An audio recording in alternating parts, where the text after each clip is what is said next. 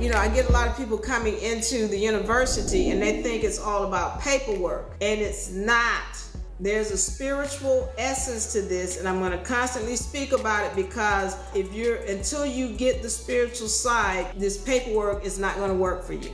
It's not just about, I'm going to come in here and I'm going to put this paperwork down, I'm going to put the paperwork down, I'm going to do this process. If you're not right mentally and spiritually, none of the paperwork is going to work for you.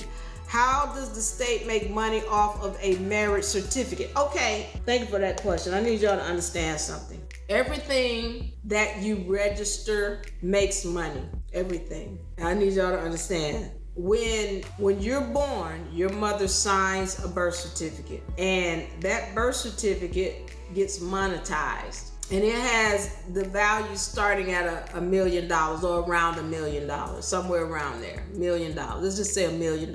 And the state takes control of that $1 million, invests it on the stock market, and it continues to compound over 25 years. So y'all are aware of the WNBA. Some of y'all may be aware of the WNBA. And the WNBA has been carried supposedly by the NBA for 20 some odd years now, and has not turned a profit, supposedly. But I need y'all to understand something. I just told you that when you were born, your mother signed a birth certificate. That thing, starting from the rip, that thing was $1 million. From the beginning, just the birth certificate that was signed, you had in your estate $1 million. Now, it's been compounding over your 25 years. Somebody's making money off of your estate. Pay attention to what I'm saying. When the WNBA was started and founded, just the WNBA by itself was worth $1 million, because the same way your corporation with your all capital letter name was started is the same way the WNBA corporation with that all capital name was started. It was worth $1 million when it was started. Now, let's be clear. Every time another team is started, that's another $1 million for each team. I'm lowballing it. I'm lowballing that these teams would be $1 million. So, but let's just pretend like it's only $1 million. So the WNBA comes in effect, it's $1 million.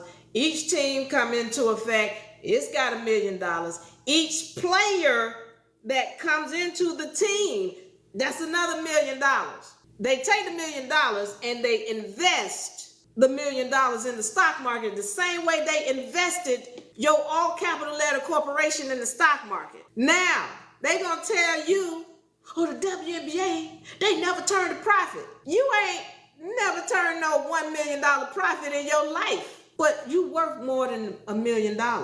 And somebody is collecting off of that $1 million. Y'all not paying attention, because when I look at the WNBA and they tell me that the NBA has been carrying this thing for 20 years and this thing never made a profit, I know somebody's lying, because no business person in their right mind gonna keep carrying something and it's not making money. No, it's been making money. Every time these players come in, you better believe these players got to give them a social security number to play basketball. Somebody's tapping into another account or an estate. So, you're asking, how does the state make money off of a marriage certificate? Same thing. Same thing. The same way the birth certificate was signed by your mother, when y'all get married, y'all got to sign that birth certificate.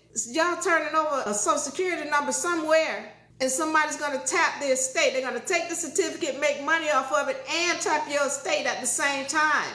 So you never knew about that, but they tapping it. That's how they're making money off of it. Financial instruments. That's what we learn about in UNA University.